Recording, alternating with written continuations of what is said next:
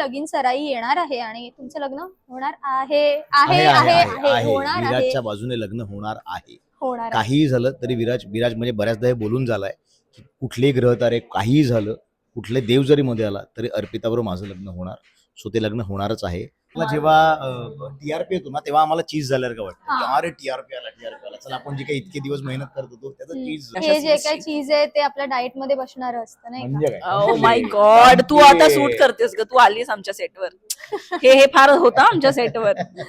हा हे म्हणून तू का जेपी की- सरांना भेटून जा जाताना.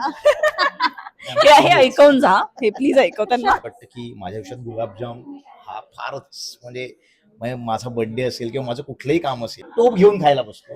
आणि माझं असतं इथे कोणी आता बघू पण नका, आता हे फक्त माझं. ओके म्हणजे ह्याने तो जो सिनेमा आला होता गुलाबजाम तो चवीने बघितला असेल. म्हणजे काय तू मला वाटतं तू आमच्या सेटवर यायला लागत तर करतो मला ना हिला चिव हे नाव द्यावं. अरे फारच युनिक आणि वेगळंच एक आहे. कारण ती खरंच तिची चिव चिव ताई थांबत आहे. नसते. हा, आणि ती थांबत नसते ती. आता मी काऊ. नाही, आता खरं तर याचे तेच दिवस आहे चिव काऊच्या गोष्टी करण्याचे. आई गं.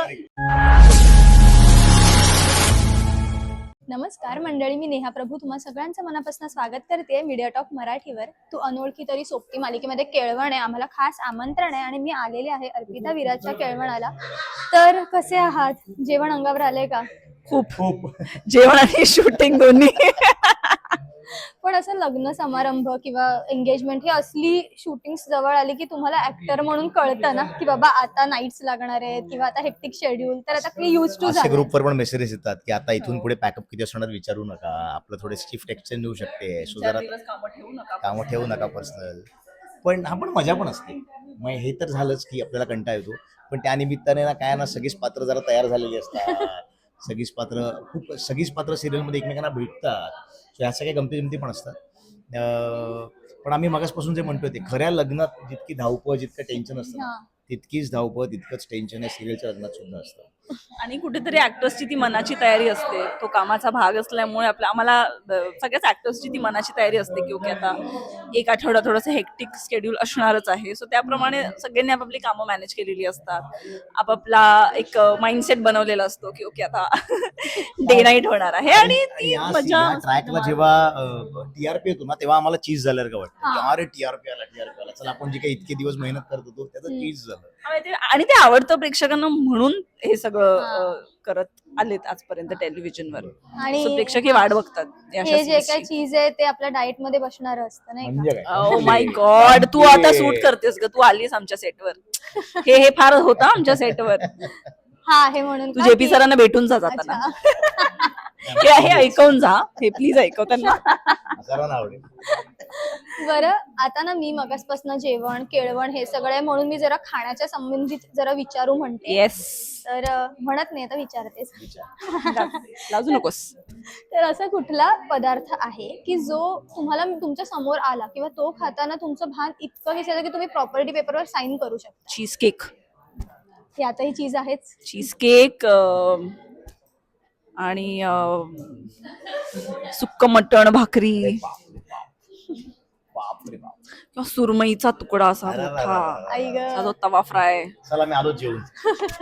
असं बरंच काय काय. पण हे टॉपला हे आणि तुझं? करेक्ट. हे तर तेच म्हणेल नॉनव्हेज म्हणजे हे सगळं मटण आणि आताच मी सातारा कोल्हापूरला जाऊन आलोय. राईचा भात, हा, मी सेम अळणी बोललो, भात. अळणी भात.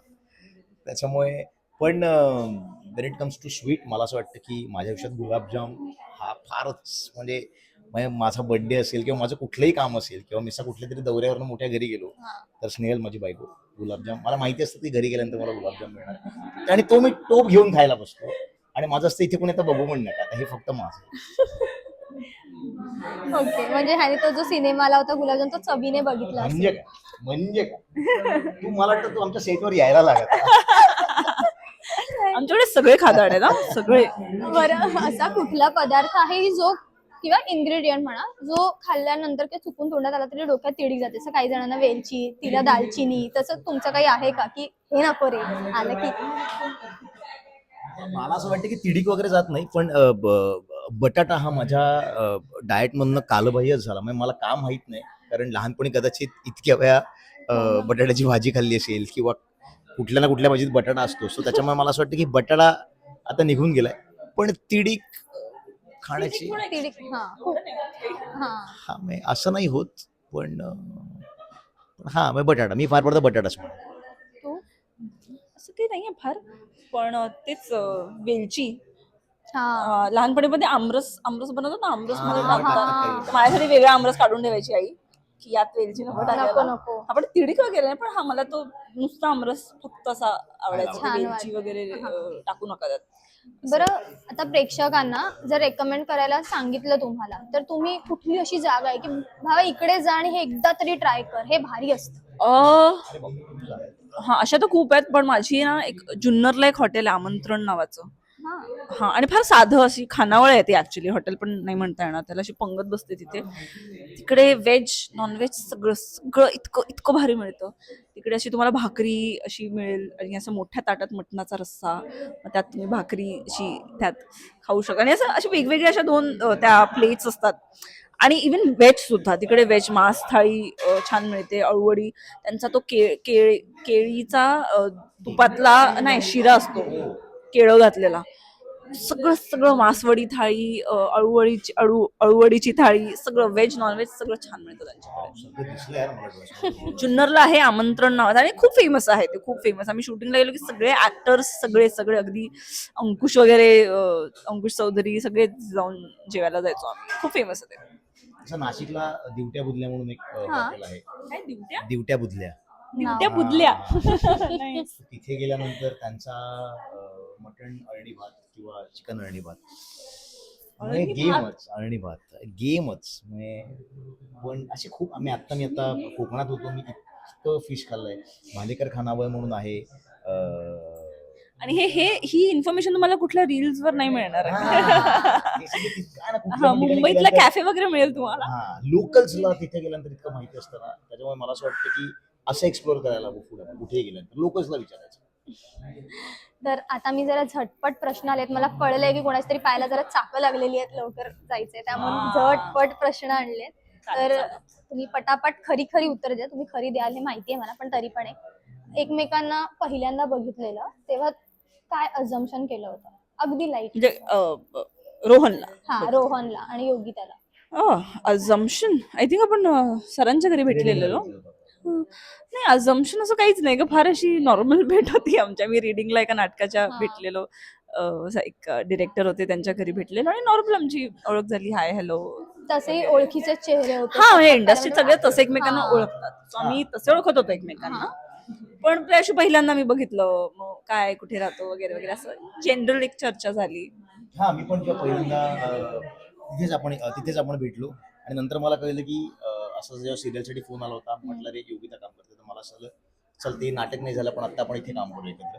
सो एवढंच डोक्यात होतं. आणि मी ऐकून, म्हणजे मी त्याच्या अभिनयाबद्दल खूप ऐकून होते की खूप चांगला ऍक्टर आहे. सो जेव्हा इथेही कास्टिंग झालं तेव्हा एव्हरीबडी वॉज व्हेरी हॅपी की ओके रोहन करतोय. हो, म्हणजे मला पण ना याचा एका आधीच्या सिरियल मधला एक सीन जो आहे तो मला प्रचंड आवडतो. मला ह्याला पाहिलं की तो असं बॅक ऑफ द माइंड मध्ये येतो, तो असं असं असं त्यांनी जी ऍक्शन केली होती एका सीनला, मला ती इतकी डोक्यात बसली आहे माझ्या की त्याच्यानंतर मी भेटले बऱ्याचदा, पण ते काही जात नाही डोक्यातून की तो. तर एखादा कसब जे ह्याच्याकडून ढापायला आवडेल किंवा तू सांग की. अरे योगिताकडनं एकतर तिचा डान्स, हो ना, बघितलं सगळ्यांनाच माहिती आहे की ती खूप उत्तम डान्स करते. सो ते कसं ढापायला आवडेल. आणि दुसरी गोष्ट तिची सिन्सिअरिटी, ती ज्या सिन्सिअरली सीन वाचते किंवा ज्या सिन्सिअरली अटेम्प्ट करते एखादा सीन, एखादा टेक. मग आत्ता आम्ही काही दिवसांपूर्वी एक सीन केला ज्याच्यात तिला विराजचं खरं रूप कळतं की तो कसा ऑब्सेस्ड आहे तिला घेऊन. तर तो scene I was not convinced, कारण असे सीन्स प्रमोट व्हावे तशी माझी इच्छा नसते. पण जेव्हा मी तो सीन बघितला टेलिकास्ट नंतर, तेव्हा आपल्याला सीन करताना कधी कधी जाणवत नाही, पण मला तो सीन बघितल्यानंतर मला असं आलं की किती कमाल रिॲक्ट करत गेली योगिता माझ्या प्रत्येक बोलण्याला. सो त्याच्यामुळे काय ना, बऱ्याचदा मला असं वाटतं की समोरच्याच्या डोळ्यात अभिनय असतो, म्हणजे तुमचे जर डोळे कनेक्ट झाले ना एकमेकांबरोबर तर तुम्ही चांगलं तुमचं गिव्ह अँड टेक चांगलं असू शकतो. आणि मला तो सीन आधी पण आम्ही सीन केले, पण आमचे असे सीन आमच्या वाट्याला आले नाहीत की आम्ही दोघं एकमेकांच्या डोळ्यात बघून काहीतरी सीन करतोय. कारण काय नियतीने आम्हाला तसं कधी एकत्र आणलं नाही कुठल्या सीनमध्ये. पण तो एक सीन असा होता की जिथे मला असं वाटलं की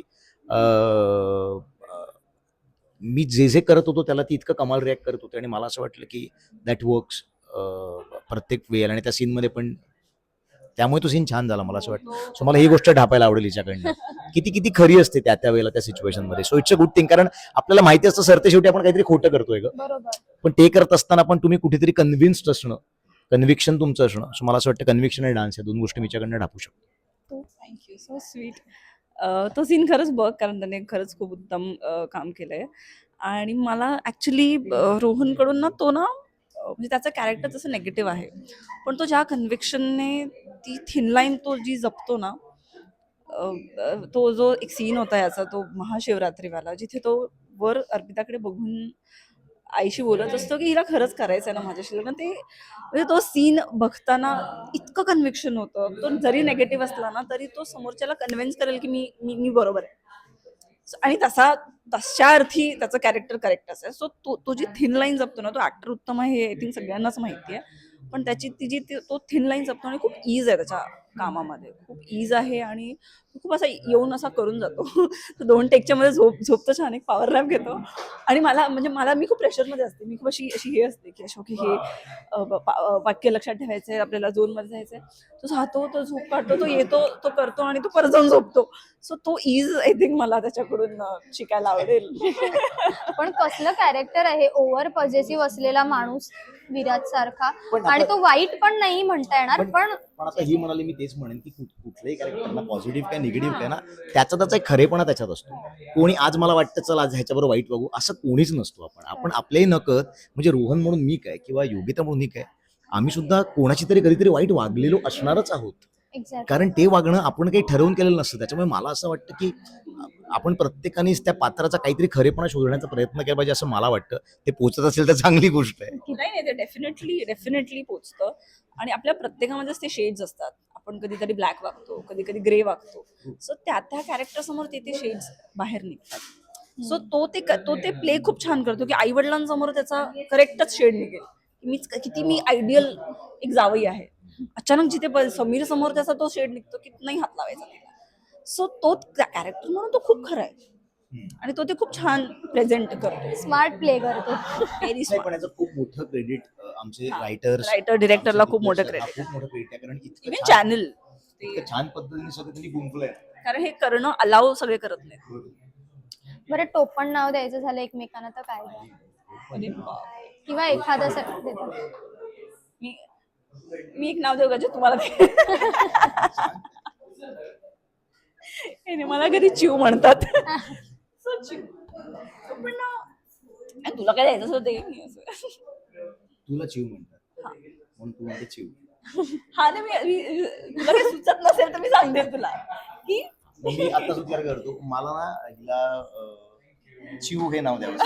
अरे फारच युनिक आणि वेगळंच एक आहे. कारण ती खरंच तिची चिव चिव ताई थांबत आहे. नसते. हा, आणि ती थांबत नसते ती. आता मी काऊ. नाही, आता खरं तर याचे तेच दिवस आहे चिव काऊच्या गोष्टी करण्याचे. आई गं. बरं, आता जाता की एकमेकांना समजा डेअर द्यायचं असेल कुठलं तर कुठलं द्याल? डेअर द्यायचं असेल तर कुठलं द्याल? डेअर द्यायचं असेल हा, योगिताला देऊया, चला बघूया. सगळ्या तारखा देवर इथे. I dare you to do that. दे बरं सगळ्या तारखा तुझ्या. डेअर द्यायचं असेल तर काय डेअर देणार?